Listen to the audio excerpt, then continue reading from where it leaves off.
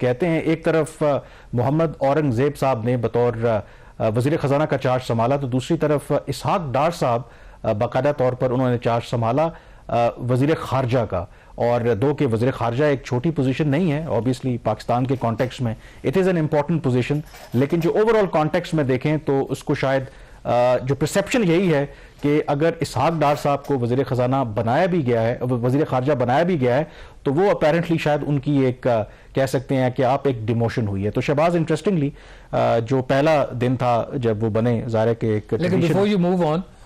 وہ بھی ایکسیپٹ نہیں کر رہے دل سے اور آپ بھی نہیں کر رہے. آپ نے بھی اب ان کو پہلے وزیر خزانہ دیکھیں کیونکہ ہم نے دیکھا ہی ان کو وزیر خزانہ کے روپ میں ہے تو obviously 1998 سے لے کر 2024 تک ان کا یہ کیریئر تھا. تو جو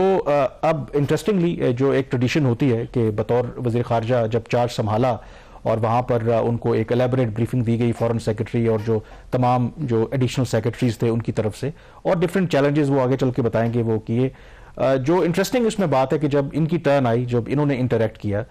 جو مجھے ذرائع سے پتا چلا وہاں جو انسائڈرز تھے, تو ان کا تمام تر جو فوکس تھا وہ معیشت کے اوپر رہا. انہوں نے جو ٹوئن ڈیفیسٹ ہو, پاکستان کے قرضے ہوں,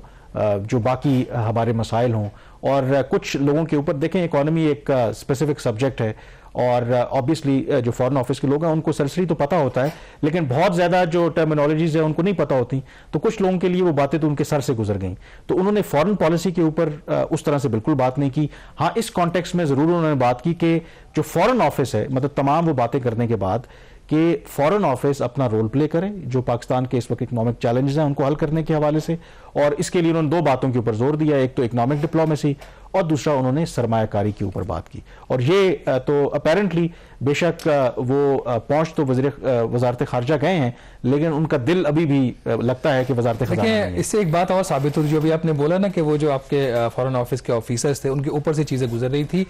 اس سے بات یہ ثابت ہو جاتی ہے کہ کتنی آبسولیٹ سروس ہو چکی ہے ہماری فورن. وہ ابھی تک وہ رائل ان کا مائنڈ سیٹ ہے. دنیا کی جو فورن سروسز ہیں ان کے جو ایمبیسڈرز ہیں وہ اکانومی کی بات کرتے ہیں, تجارت کی بات کرتے ہیں, تو یہ چیزیں تو ان کی فنگر ٹپس کے اوپر ہونی چاہیے تھی. جو پاکستان کے میجر اکنامک انڈیکیٹرز ہیں, لاسٹ ہم نے کسی ایک پروگرام میں ذکر بھی کیا تھا, ان کی SIFC کو جو پریزنٹیشن تھی فارن آفس کی, اس میں جو ان کے آؤٹ کمز تھے, جو ان کی اچیومنٹس تھی, نمبر آف میٹنگز تھی. یہ نہیں تھا کہ کس ملک نے سے ہم نے کتنی سرمایہ کاری لے کے آئے, کیا وہاں پہ رول پلے کیا, کتنے ہم نے انویسٹمنٹ ڈسپیوٹس ریزالو کیے. تو ان اے وے ٹھیک ہے, ان کو اسی قسم کا استاد اور وزیر چاہیے تھا جو ان کو اکانومی سمجھا دے. گیون دا فیکٹ کہ ابھی بالکل اس وقت جو دنیا میں اب آپ جو بھی آپ کی فارن پالیسی ہوتی ہے وہ اکنامک ڈپلومیسی ہے پرائمریلی, جو ہے نا اسے ہی آپ کہہ سکتے ہیں کہ ڈرائیو کرتے ہیں ہر چیز کو. تو یہ اچھی بات ہے اگر اس کو وہ اس میں کرتے ہیں. لیکن اس میں انٹرسٹنگ ایک بات یہ ہے کہ ابھی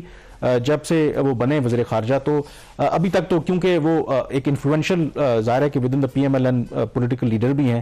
باقی جو PM میٹنگز چیئر کرتے ہیں اس میں بھی موجود ہوتے ہیں. آج بھی انہوں نے بلکہ دفتر خارجہ کے اندر ہی وزارت خارجہ کے اوپر نہیں بلکہ انہوں نے اسٹیئرنگ کمیٹی تھی اس کا اجلاس چیئر کیا جو آؤٹ سورسنگ کرنی ہے ایئرپورٹس کی, اور وہ اجلاس ہوا ہے آپ کے فارن آفس کے اندر. تو ایک میں اس کو تھوڑی سی خبر بھی بتا دیتا ہوں.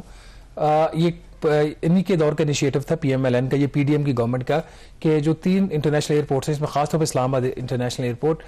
اس کو انہوں نے آؤٹ سورس کرنا تھا, پرائیویٹ جو کانٹریکٹرز تھے یا اس کے مینیجرز تھے ان کے حوالے کرنا تھا, جس میں قطر کا بڑا انٹرسٹ ہے اور ایک دو اور کنٹریز کا انٹرسٹ ہے. تو اس کی ان کا یہ خیال تھا کہ یہ اس کی آؤٹ سورسنگ ہو جائے گی. کیئر ٹیکرز نے بھی بڑی کوشش کی. تو 15 مارچ آج اس کی بڈنگ کی, اس کی ڈاکومنٹ جو سبمیشن کی تھی جو بڈس کی,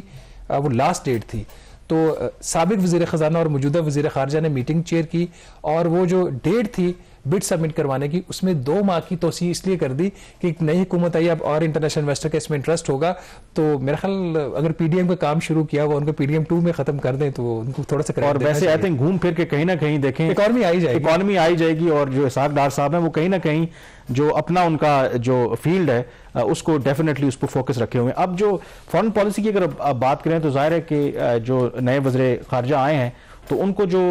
بریفنگ دی وزارت خارجہ نے اور سینئر اہلکاروں نے, 2-3 بڑی باتیں انہوں نے کی. ایک تو انہوں نے بات کی کہ چین کے حوالے سے کہ چین پاکستان کوئی سبسٹیٹیوٹ نہیں ہے چین کا, کیونکہ چین نے ماضی میں پاکستان کی مدد کی ہے, ابھی بھی کر رہا ہے اور مستقبل میں بھی پاکستان کی مدد کرتا رہے گا. دوسرا اگین جب اکنامک ڈپلومیسی کی بات آتی ہے, SIFC کی ہم بات کر رہے ہیں, جو فورن آفس نے اپنا ایک ان پٹ دیا یا ان کو بریف کیا اسحاق ڈار صاحب کو کہ جو خلیجی ممالک ہیں وہ جب ان سے انٹریکشن ہوتا ہے وہ پاکستان میں سرمایہ کاری کرنے کے لیے تیار ہیں، لیکن وہ یہ کہتے ہیں کہ آپ ہمارے سامنے ڈویبل اور ٹینجیبل منصوبے لے کر کے تو آئیں۔ اس کا مطلب کیا ہے کہ ایس آئی ایف سی او یا باقی جتنی بھی ایفرٹس ہیں، ابھی تک اس طریقے کا ہم نے کوئی ایسا جامع پروگرام ان ممالک کے سامنے پیش نہیں کیا جہاں پہ دے فیل فری کہ پاکستان میں آ کے وہ سرمایہ کاری کریں۔ انڈیا کے حوالے سے بھی بات ہوئی لیکن کوئی اتنی حوصلہ افزا بات نہیں تھی۔ یہی بتایا گیا وزیر خارجہ کو کہ فی الحال لگتا نہیں ہے کہ دونوں ملکوں کے درمیان تعلقات جو ہیں وہ معمول پر آ سکتے ہیں۔ بھارت کی بات ہو رہی ہے تو یہاں پہ بریک لیں گے، بریک کے بعد ذکر کریں گے کہ بھارت نے جو اب امپلیمنٹ کرنا شروع کیا ہے جو متنازع شریعت کا قانون ہے اس کی کیا امپلیکیشن ہے اور قانون ہے کیا، بریک کے بعد